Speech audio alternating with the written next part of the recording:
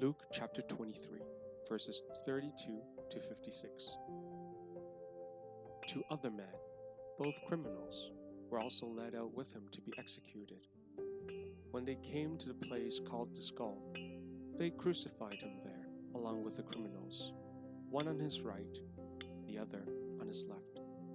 Jesus said, "Father, forgive them, for they do not know what they are doing." And they divided up his clothes by casting lots. The people stood watching, and the rulers even sneered at him. They said, "He saved others. Let him save himself if he is God's Messiah, the chosen one." The soldiers also came up and mocked him. They offered him wine vinegar and said, "If you are the king of the Jews, save yourself." There was a written notice about him which read, "This is the King of the Jews." One of the criminals who hung there hurled insults at him. "Aren't you the Messiah? Save yourself and us." But the other criminal rebuked him. "Don't you fear God," he said, "since you are under the same sentence. We are punished justly, for we are getting what our deeds deserve, but this man has done nothing wrong." Then he said, "Jesus, remember me when you come into your kingdom." Jesus answered him, "Truly I tell you, today you will be with me in paradise." It was now about noon, and darkness came over the whole land until 3 p.m, for the sun stopped shining, and the curtain of the temple was torn in two.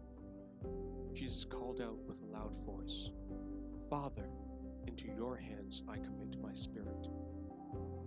When he had said this, he breathed his last. The centurion, seeing what had happened, praised God and said, "Surely this was a righteous man." When all the people who had gathered to witness this sight saw what took place, they beat their breasts and went away. But all those who knew him, including the woman who had followed him from Galilee, stood at a distance, watching these things. Now there was a man named Joseph, a member of the council, a good and upright man, who had not consented to their decision and action. He came from the Judean town of Arimathea, and he himself was waiting for the kingdom of God. Going to Pilate, he asked for Jesus' body. Then he took it down, wrapped it in a linen cloth, placed it in a tomb cut in the rock, one in which no one had yet been laid.